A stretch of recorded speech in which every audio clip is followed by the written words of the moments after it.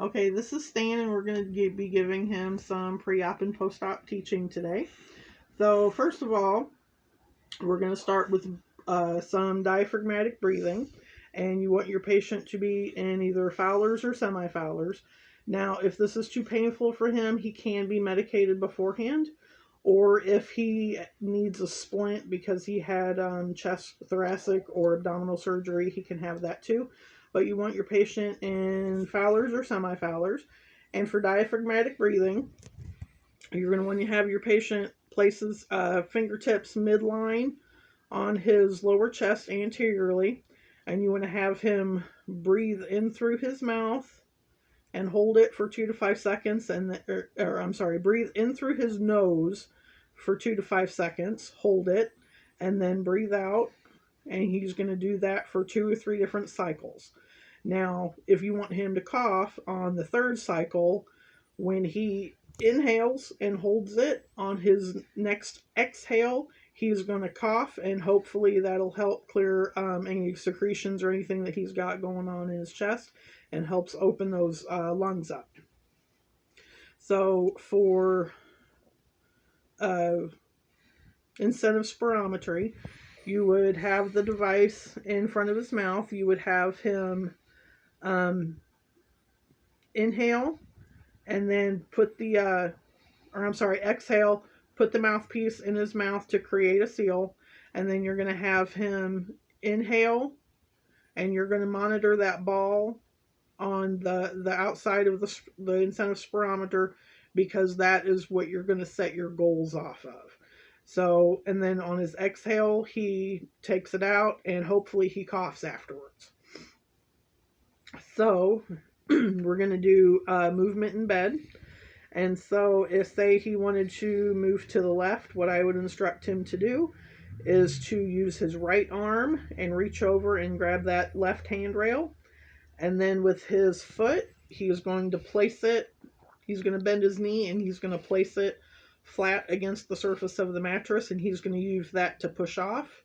And so if he's on his side, if he can't maintain that position, I can put some pillows behind him. And so then we're going to go on to the importance of circulation in the legs and feet. And there's a few things you can do with this. And you can, starting with ankle rotations. So what you would have him do is move his ankle in a clockwork fashion 3 times, and then in a counterclockwise fashion the next time. He can alternate these on each foot, and he can do that 3 to 5 times. Oh, incentive spirometry, you're supposed to do it 10 times an hour while they're awake, or like every 6 minutes, but nobody ever really does that. And so we've done the ankle rolls. We're going to be doing the foot pumps. So what you would do is you would have him point his toes.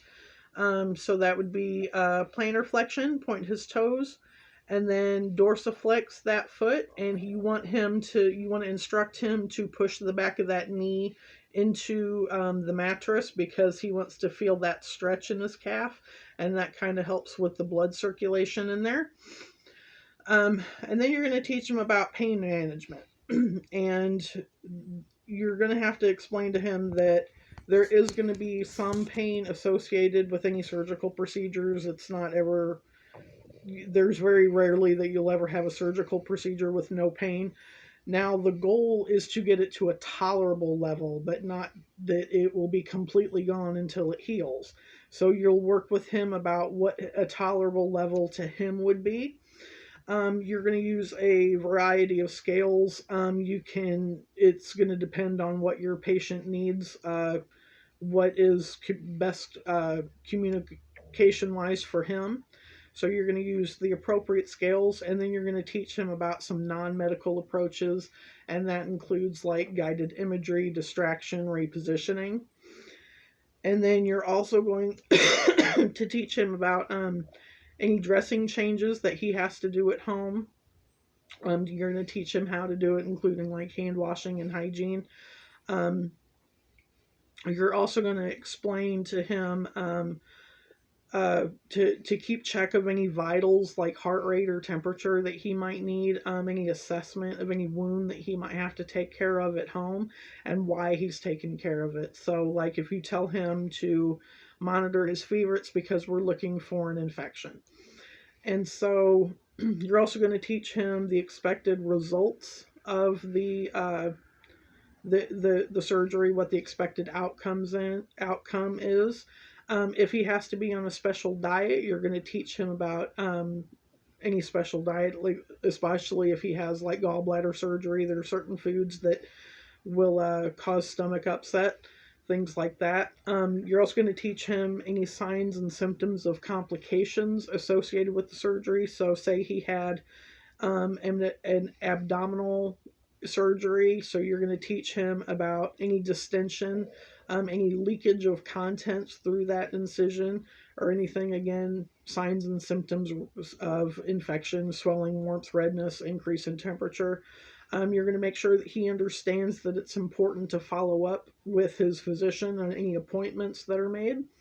If there's any lifestyle changes that he's going to experience for after the surgery, you're going to have to educate him on that. And if he needs any community resources, so say he has a lower limb amputation, he can't get to the store, you're going to have to get him in touch and in contact with things like Meals on Wheels, um, things of that nature, if he needs to attend a support group for something like that. So it's very important to teach all of your patients this for pre and post op teaching. And that's it.